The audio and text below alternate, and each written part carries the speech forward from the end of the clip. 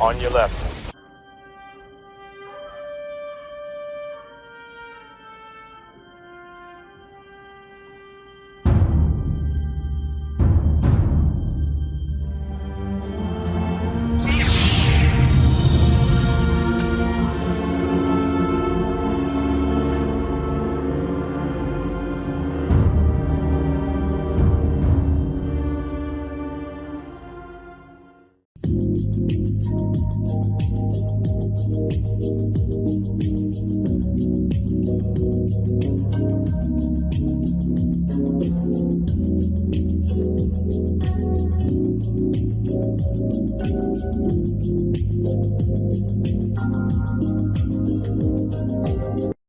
What happens when the money for infrastructure projects runs out? Will our roads, bridges, harbors, public transportation, and electric grids again be neglected? Will the federal government orchestrate another massive relief and infrastructure package?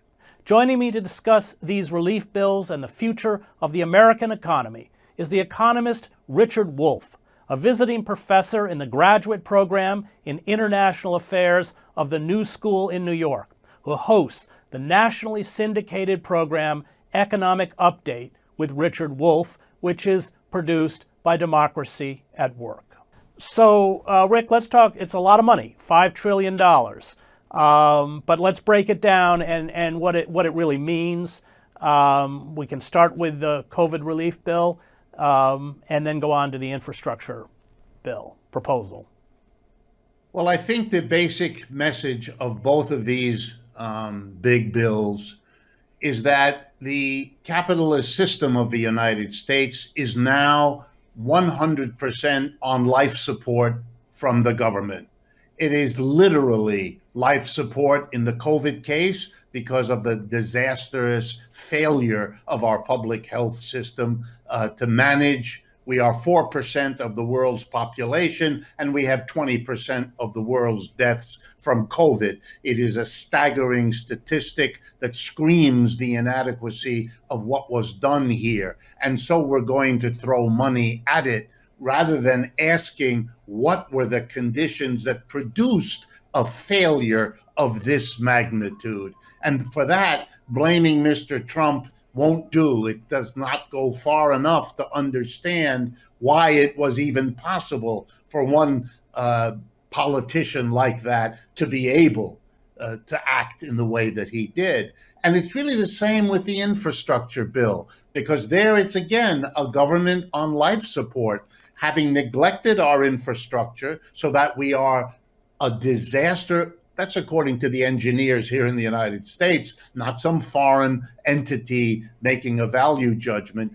We have let that go because of the structure of our system. Private enterprises are not charged with maintaining the infrastructure. That's a government function. But the government, unwilling or unable to tax corporations and the rich, does not have the money to do it, neglects it because you can get away with that as a politician. It's our political economic system. You put all this together and yeah, they're throwing tons of money at it, but that is a substitute for changing any of the basic conditions that brought both the public health disaster and the neglected infrastructure to the critical point that something has to be done. And throwing money at it is the last gasp step of a system unwilling to question its basic structures and looking for a temporary quick fix. Isn't it just trickle-down economics? I mean, they're giving all this money to private corporations, and then this mantra of it's going to trickle down to the American public. Yes, it is. And I'm so glad you brought up that old statement, that old phrase, trickle down, because it is old. It is a standard operating procedure. When the system begins to stumble over itself, you throw money at the top. You tell everybody about the wonderful, useful things it may do, but you leave out all the little details. So let me go through them, and I'll use, in this case, the infrastructure story, because that's on everyone's mind these days. You're looking at $2 to $3 trillion, depending on how it finally breaks out in the Congress, that is going to be spent. But let's look at where it's going to be spent. Part of it will go to very large corporations, the kinds of corporations that rebuild bridges, pave the roads, develop electric charging stations for electric vehicles, all of that. That money is going to go to big corporations. The other part of the money is going to go to the peaks of the political system, governors, government agencies at all levels. Well, they have a very cozy relationship, these two. The government leaders are the ones who give the contracts to the big corporations. They will take the federal money that comes to them and give it to the big corporations who don't get the money directly from the federal government, and there'll be many of those. And now let's see what they will do. Well, they will do what large corporations always do. They will pay very nice dividends to their shareholders. They will maintain or enhance the pay packages for their top CEOs and other officials. They will pad their own budgets. They will plan for the future. And then there will be maybe some trickle down to the mass of the people. But we know how they behave. We've watched it for a century. There's no basis to expect that they're going to behave any differently. So there may be some roads that are fixed, absolutely, and some bridges that are reinforced. And that's all very nice, but you have done absolutely nothing to transform the inequality of this system, the fact that a decision made by a tiny minority, the employer class in this country, is what shapes the economy for all of us, the majority who are excluded from just those decisions. You've done nothing about that. So it seems to me the Biden administration stands exposed as everything some of it was, which is a less harsh version of what the GOP offers us, but is equally committed to reinforce the basic structure of this system and simply trying to get us through this severe crisis without shaking any of the basic structures. Let's talk about the stimulus checks. Biden, of course, campaigned on $2,000 stimulus check that had been reduced to $1,400, extension of unemployment benefits, I think until July, and then the tax credits for children. These are very temporary measures. By the end of the year, all of that is going to have been evaporated, and we should put in context the distress of the American working class at this particular moment. So can you speak about those measures that are targeted towards citizens themselves? It has become a staple of American politics that when you give an enormous gift to the rich who don't need it, you always throw a little bit. It's a kind of trickle down. You throw a little bit at the masses in the hoping that the illusion takes that we're all getting the help. And so you give a little. The big tax cuts always had a little tax cut for the average person, not enough to make much of a difference, but enough to get you through the ideological problem that you're giving the lion's share of these things to the people who need it least. Let me give you a simple example. These checks that were sent out as part of the Relief American Rescue Plan were originally scheduled to go to many millions more people than they in fact are now going. And the cutback was justified by a remark made by many politicians that we only should give money to those who need it, as if we all have an agreed notion of need.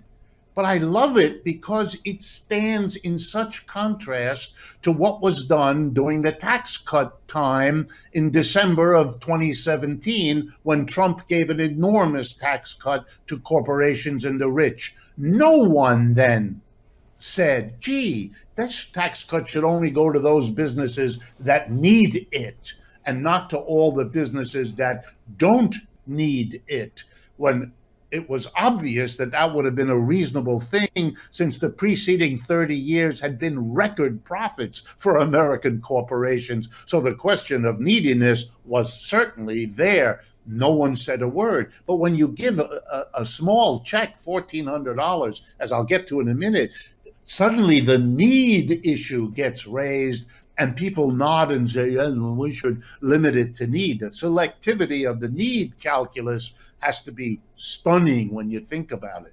Let me give you one statistic about how you can see the inadequacy of a $1,400 check. 43 million families in America rent their home. 9 million of those 43 are now in arrears. That is, they have not paid their rent for 1 or more months. They had been tortured by being told in 2 or 3 or 4 months, you're going to have to make good on all of this. The eviction ban has now been extended yet again, a kind of cruelty to do this every 2 or 3 months with the fear of being forced out of your home on everyone's mind. It's now been extended till the last day of June of this year, which isn't that far off. Okay, we know that somewhere between $5,000 and $6,000 is the average arrearness. Okay, a $1,400 check doesn't even begin to deal with that one issue and by the way, 9 million out of 43, that's over 20% of people renting in this country are in this impossible position.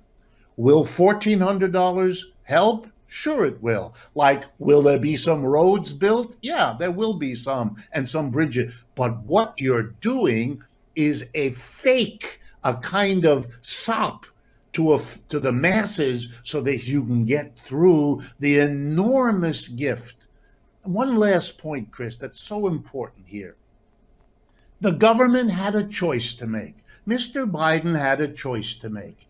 He could fund both the COVID relief bill and the infrastructure bill by taxing corporations and the rich. It would have gone a major step in the direction of reducing the grotesque inequality in this society, and it would have funded those programs without borrowing. Here's the double irony. Mr. Biden chose not to do that, to make the adjustments to our inequality much smaller than he could have and should have, controlling both houses of the Congress and maybe going to the mass of people. But here's the little detail of economics people should remember. When the government doesn't tax corporations and the rich and chooses instead to borrow, the people it mostly borrows from are corporations and the rich. Look at it for a moment from their perspective. Instead of having their wealth and income taxed to pay for something that the society needs, they are instead offered, we'll borrow it from you, in a few years we'll pay you back, and we'll pay you interest for the interval. Choosing between deficit spending and being taxed is a no-brainer. And the next time you hear some big corporate executive giving you a 4th of July speech about how the government should live within its means, remember that when the government borrows, that's a gift to corporations and the rich, because they then don't have to pay in taxes and instead get to make a loan to the government and they get all that money back. The illogic and the injustice of this is a screaming reality.